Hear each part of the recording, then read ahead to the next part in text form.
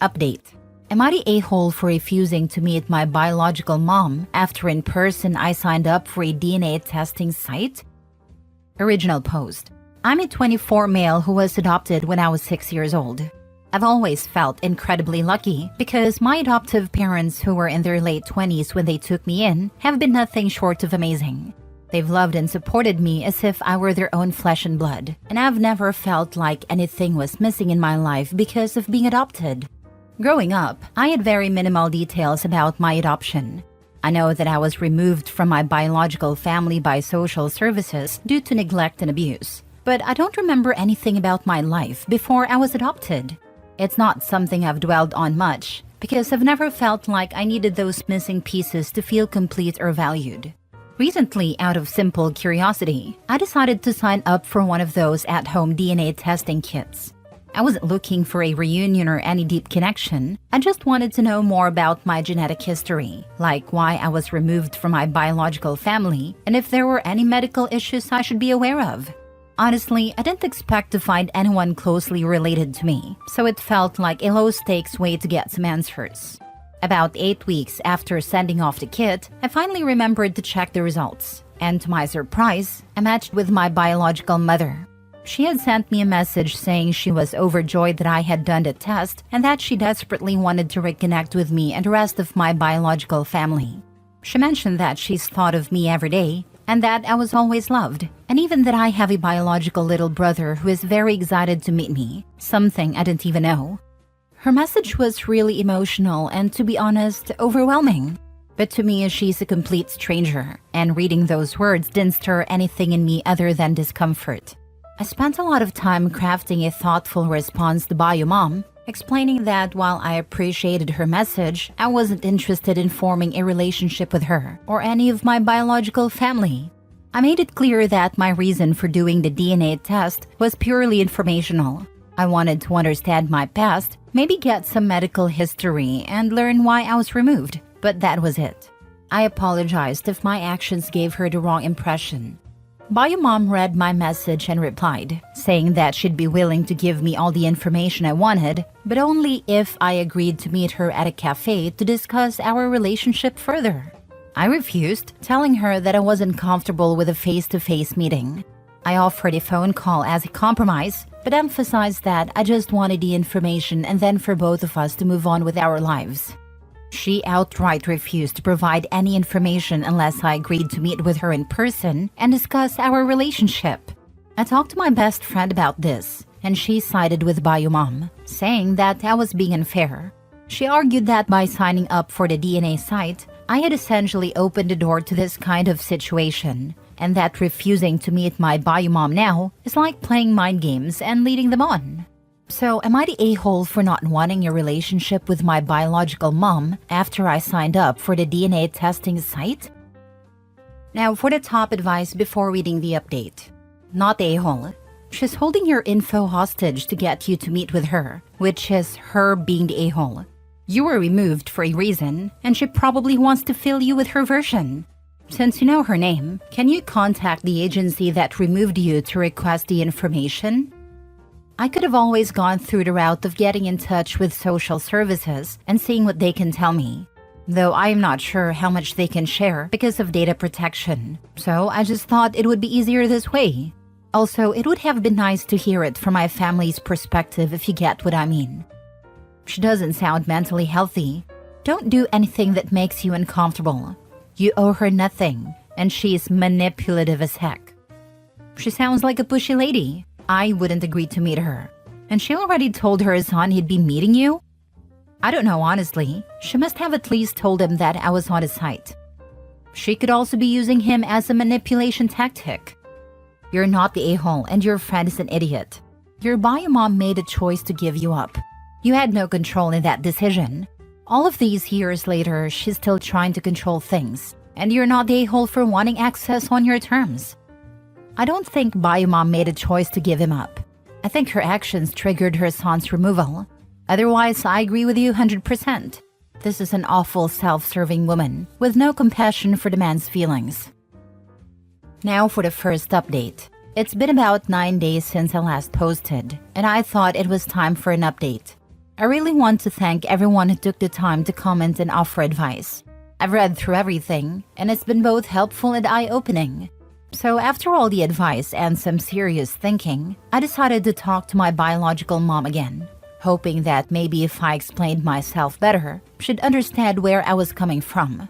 Unfortunately, the things went downhill fast.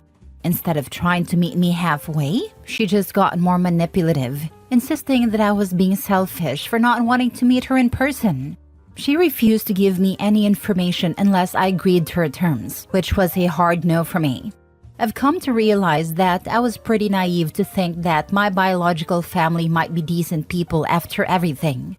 I mean, I was removed from their care for a reason, but I guess a part of me wanted to believe that people can change. Looking back, I feel kind of dumb for even starting this whole journey. It's brought up a lot of emotions that I wasn't really prepared to deal with, and to be honest, I'm feeling pretty down about the whole situation. And as for my best friend, well, that's another disappointment. She didn't just side with my biological mom initially, she's been unsupportive throughout this whole mess. Even after I told her about the latest conversation, she couldn't really understand why I was so upset. She kept saying that I should just give them a chance and not be so harsh. It's like she doesn't get how hard this is for me, and I'm starting to feel like she never really did. It's tough because I've always considered her one of my closest friends, but right now I'm not sure she's someone I can rely on. After all this, I decided to sit down with my adoptive parents and talk everything over with them. I hadn't really opened up to them about how deep this was affecting me, but they were amazing, as always. They were upset when they heard how my biological mom was acting, and they reassured me that none of this is my fault. They reminded me that there's a reason I was removed from that situation, and it's not on me to fix it or make things right with people who've clearly not changed. Talking with them made me realize just how lucky I am to have them. They've been there for me every step of the way, and they made it clear that whatever happens, they're my real family, the ones who loved and supported me no matter what. It's hard not to feel down after everything that's happened, but having them in my corner makes it a bit easier to cope. Honestly, I regret even starting this whole DNA journey. It's brought up more pain than I expected, and I can't help but wish I just left the past where it belongs. But at the same time, I'm grateful that it's reminded me of how blessed I am to have my adoptive parents. They're the ones who've always been there for me, and I couldn't ask for a better family. So that's where I'm at. I'm going to focus on the people who truly care about me and let go of the rest. It's not easy, but I know I'm on the right path. Thanks again to everyone who reached out. It's really helped me feel less alone in all this. I'm sorry this happened this way. Glad to hear your parents are supportive and understanding. As an adoptive mama, I just want you to know that you were 100% in the right. I'm sorry you didn't get the information. You are in my thoughts. I hope we can give our kiddo a blessed life like your adoptive parents gave you, and he thinks as well about us when he is your age. Take care and be well. You're a good person. As someone who was adopted at 10 days old who's now 51, my parents were my best friends along with my wife. They're 84 now and still going strong. Did a DNA thing for cultural interest, but never really looked at the matches and never read any messages to me. OP, stick with your family. Sounds like they're pretty amazing. Good luck. OP, you can probably request your child welfare records if you know what state you lived in when you were removed. You are entitled to records about yourself, and while they may be redacted, you can hopefully gain some insight as to the situation if that's what you want. Last update. Hey everyone, I've been thinking a lot about my family today, especially after everything that's been going on lately. It got me reminiscing about some of the best moments I've had with them. And there's one memory that stands out. Something from when I was still a kid that I'll never forget. I must have been about 8 years old, just a couple of years after I was adopted. It was around Christmas time, and I remember feeling nervous because it was only my second Christmas with my adoptive parents. Holiday always makes me feel weird, even now.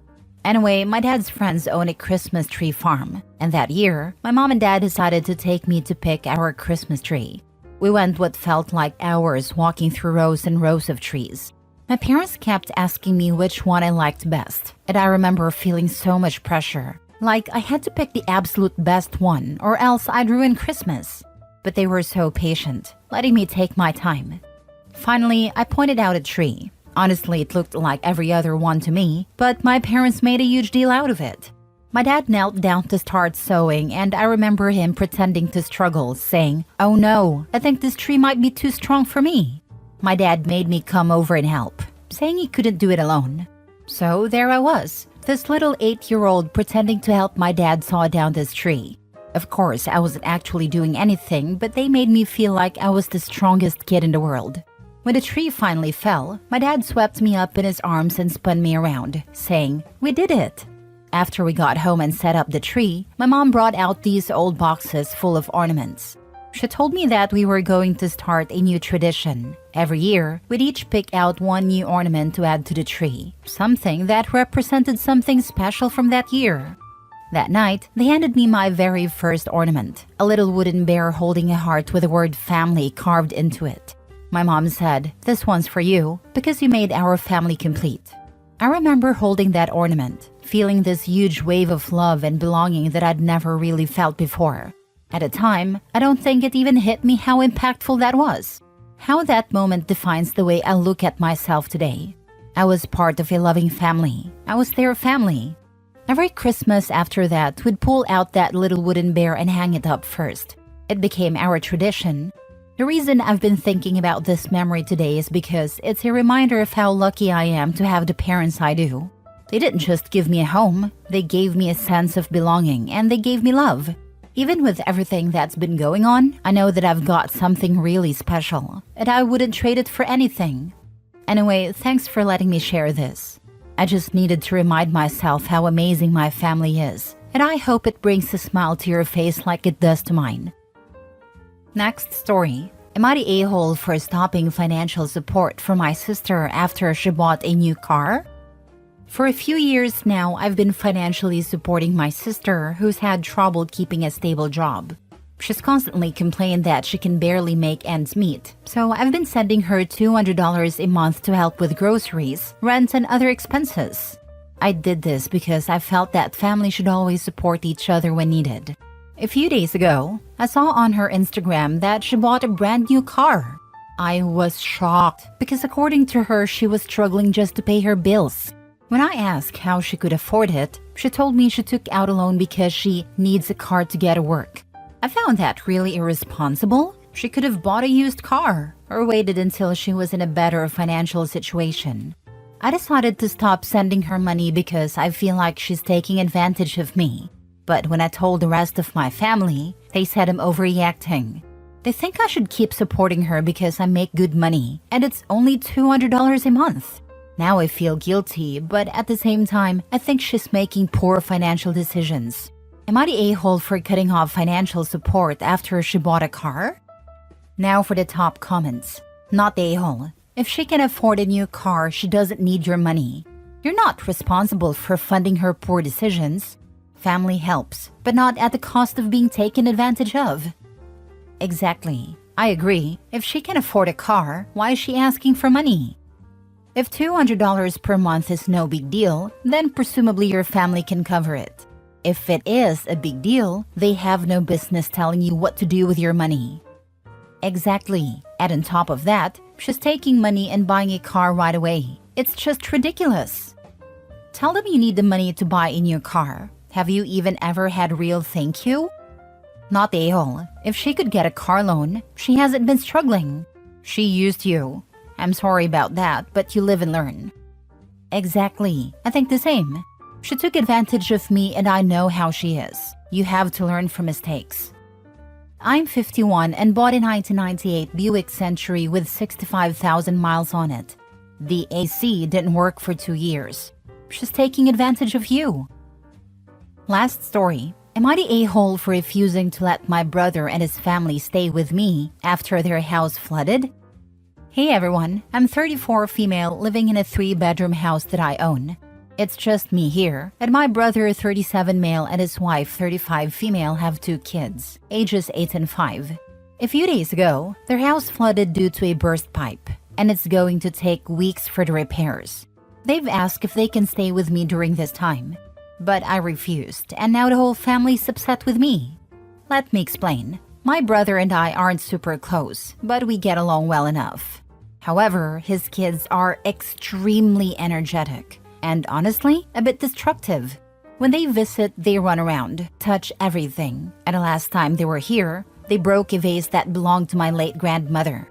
My brother and his wife laughed it off, saying kids will be kids, and didn't offer to replace it.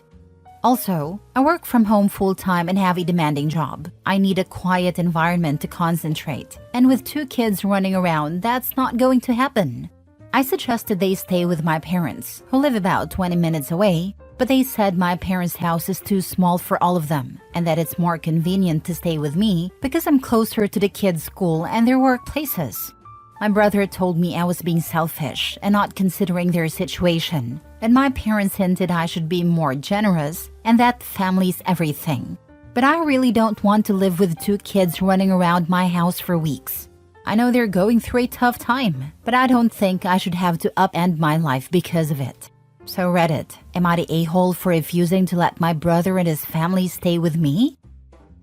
Not the a-hole. Give them the real reason. Your children are loud and destructive. When they had an accident last time, you didn't care, so I don't want you in my home.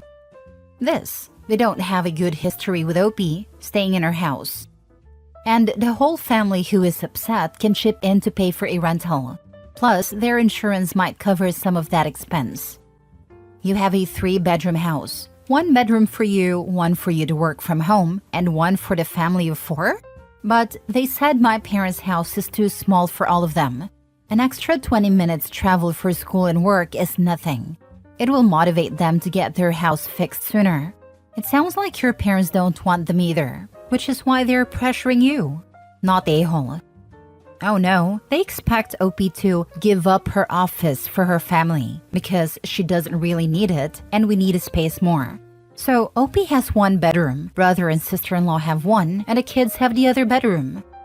Are you kidding? She'll have to give up her bedroom because they're family and of course guests. Also, the precious kids can't be asked to share a room. She's on a couch of course, as well as being the unpaid maid and babysitter because you work from home. So it's not like she really works, right? Most homeowners and renters insurance will put them up in a hotel. You could remind them of that. PSA to renters. Spend $300 a year and get renter's insurance. It's worth it. It's always so upsetting to have people try to pressure you into giving funds because someone, neighbor or coworker, lost their belongings to a fire and they couldn't be bothered to pay for a minimal renter's insurance plan. The insurance policies are ridiculously cheap. I mean, a $10K policy used to run around $20 a month. There's a bed, couch, a few tables and chairs, and a replacement wardrobe. It's not extravagant, but it'll get you going. Most people spend way more on expensive coffees daily.